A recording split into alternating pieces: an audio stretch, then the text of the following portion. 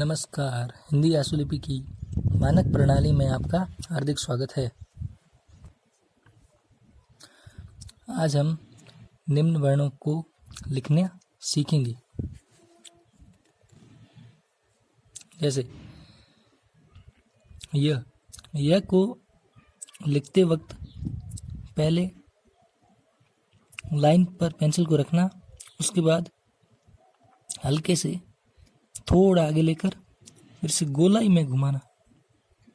इस प्रकार यह को इस तरह से लिखते हैं। फिर है र को दो प्रकार से लिखा जाता है। पहला ऐसे नीचे से ऊपर,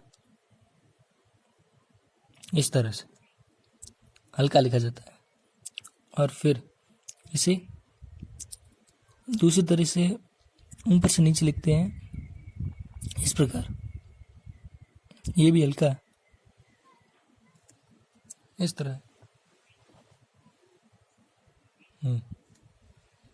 ऊपर से नीचे हल्के।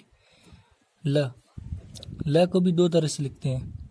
पहला इस तरह से कि नीचे से ऊपर, और दूसरा ऊपर से नीचे की तरफ। दोनों तरह से लिख सकते हैं। फिर है व को इस प्रकार से हुक बनाकर फिर पीछे की तरफ, इस तरह से व लिखते हैं। और फिर है ह में पहले इस तरह से गोला बनाकर और फिर नीचे से ऊपर की तरफ, ये ह। और फिर ये स ये दोनों स एक ही प्रकार से लिखा जाता है, इस तरह से।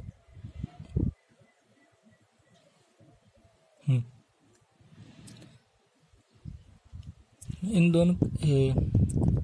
दोनों को एक ही तरह से लिखते हैं, ऊपर से नीचे की तरफ। आपको ज़्यादातर ध्यान इन दोनों में देना होगा, क्योंकि इनको दो प्रकार से लिखा जाता है। कहीं पर र नीचे से ऊपर की तरफ लिखा जाएगा और कहीं पर र ऊपर से नीचे की तरफ लिखा जाएगा। इसलिए आपको दोनों की ही प्रैक्टिस करनी होगी। और ल को भी दो प्रकार से लिख सकते हैं, इसलिए इसकी भी प्रैक्टिस करनी होगी। पहले नीचे से ऊपर के वाले की और फिर ऊपर से नीचे वाले की। अब इसमें आपको थोड़ा ध्यान देना होगा। इन सभी वर्णों की प्रैक्टिस आपको इसमें य के 5 पेज भरने हैं, और र के दोनों वर्णों के 5-5 पेज भरने हैं, और ल के 5 पेज ऊपर से नीचे वाले के, और 5 पेज ऊपर नीचे से ऊपर वाले के, और इन सबके 5-5 पेज भरने हैं। और इनका एक साथ कोई पेज नहीं भरना है। ये टोटल करने के बाद आप एक बार ऐसा करिएगा कि पहले र के ये दोनों फेस है, जो नीचे से ऊपर और ऊपर से नीचे, दोनों का एक साथ 5 पेज भरना। और ये ल पहले नीचे से ऊपर वाला फिर ऊपर से नीचे वाला, इन दोनों का साथ में 5 पेज भरना। इससे आपको इन दोनों अक्षरों को समझने में मदद मिलेगी। और इनकी प्रैक्टिस आप ऐसा नहीं है कि भाई आप नीचे से ऊपर वाले र की प्रैक्टिस ज़्यादा कर ले और ऊपर से नीचे वाले की प्रैक्टिस करें ना। इस तरह से काम नहीं बनेगा। आपको दोनों प्रकार के र की प्रैक्टिस करनी होगी और दोनों प्रकार के ल की प्रैक्टिस करनी होगी,